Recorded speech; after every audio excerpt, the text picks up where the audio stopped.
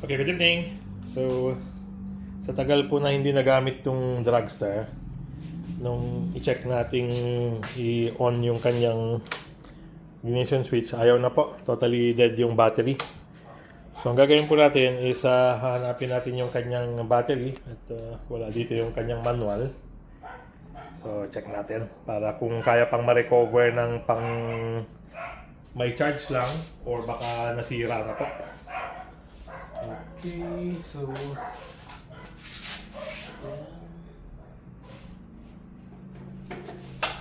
ang pagkakalam ko po nandito yung battery sa may kanyang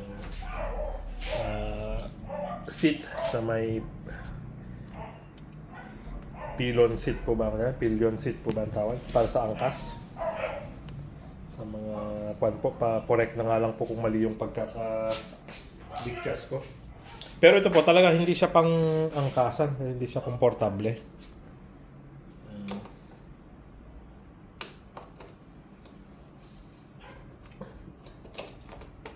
Naka-design na pang solo lang po talaga itong dragster.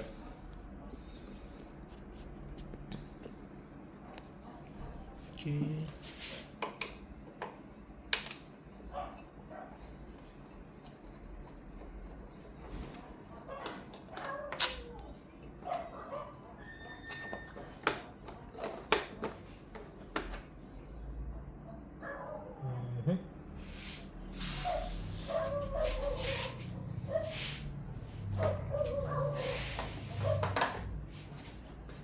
So,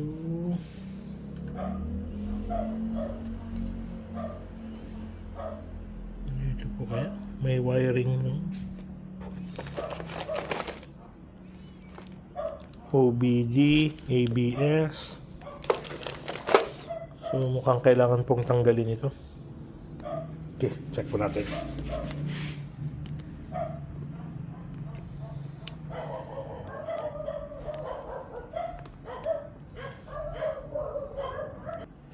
Okay, so bali size 10 po ito. 10 mm.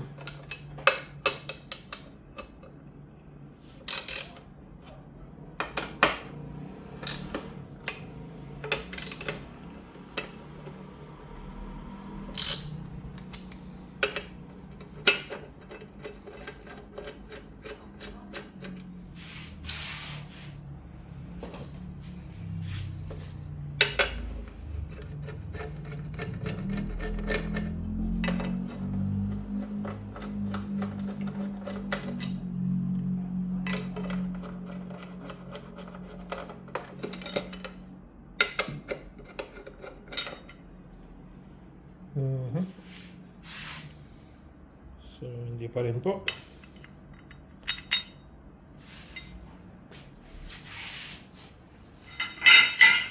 So, kung titignan pa natin yung next.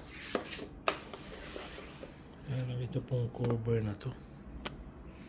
Tanggalin, then angat ito.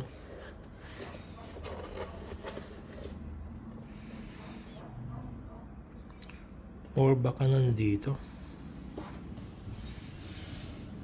Sige po. Check lang natin kung mahanapan natin. So ito po is Allen key.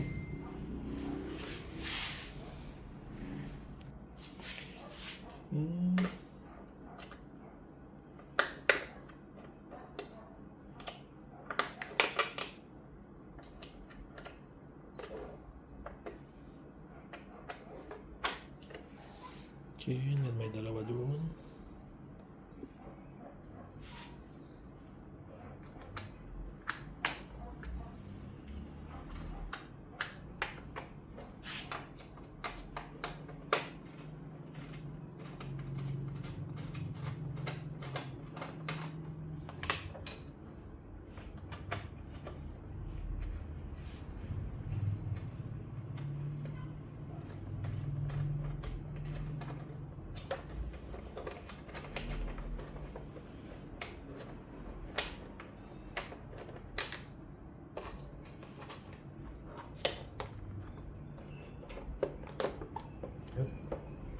Okay, dito po. So hindi na po natin kailangan tanggalin ito.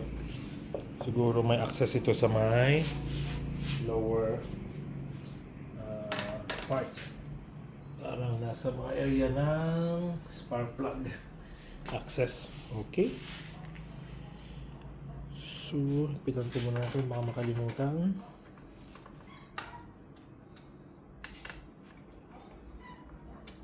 Okay.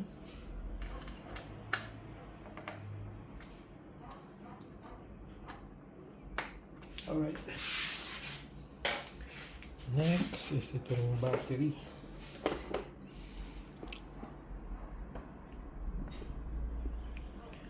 So, kwan po siya. Ito. Meron siyang lock na rubber. So, ipupush lang po ito pababa. Ayan. Push pababa. Para matanggal siya sa lock. Okay. And then,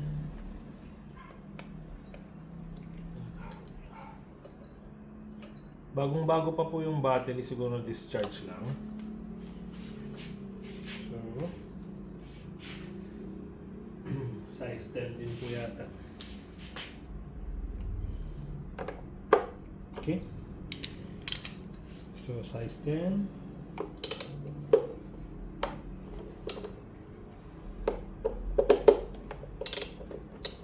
Okay.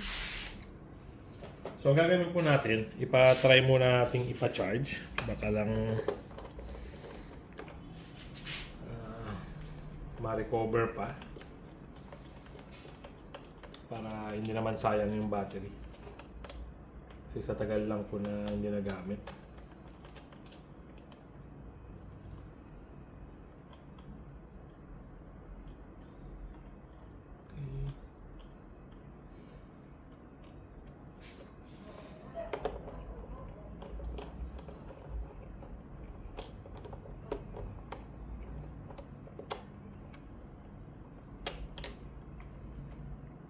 Okay.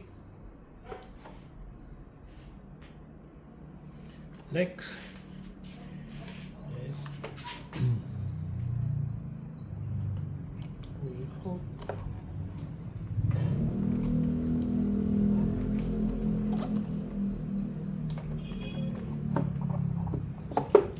Okay. So, meron po siyang protection. Yung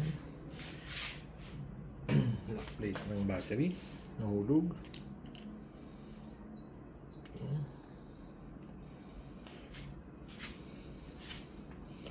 Dynabolt nanogel 12 volts 8.6 milliamps. Okay, so wala pong nakalagay kung saan siya made.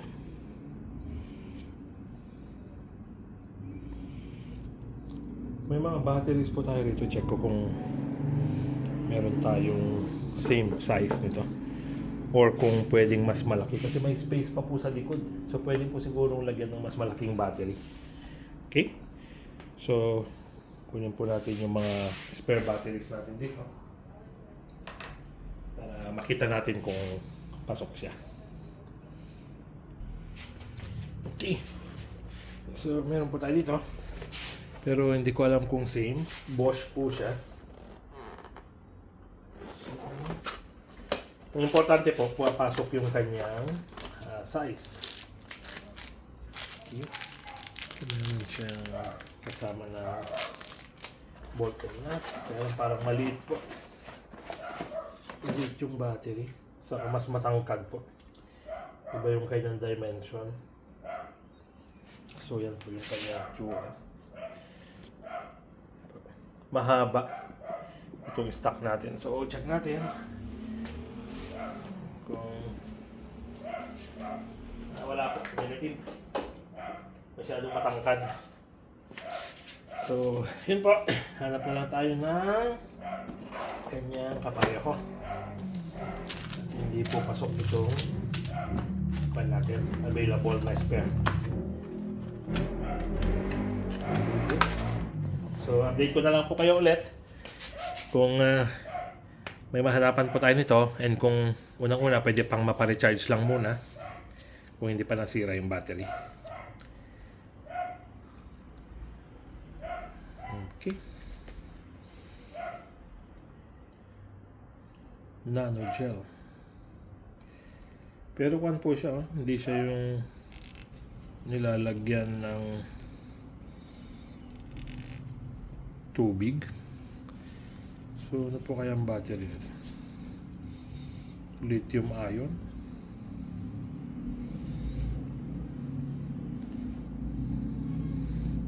Okay, so update ko po kayo ulit. Salamat po!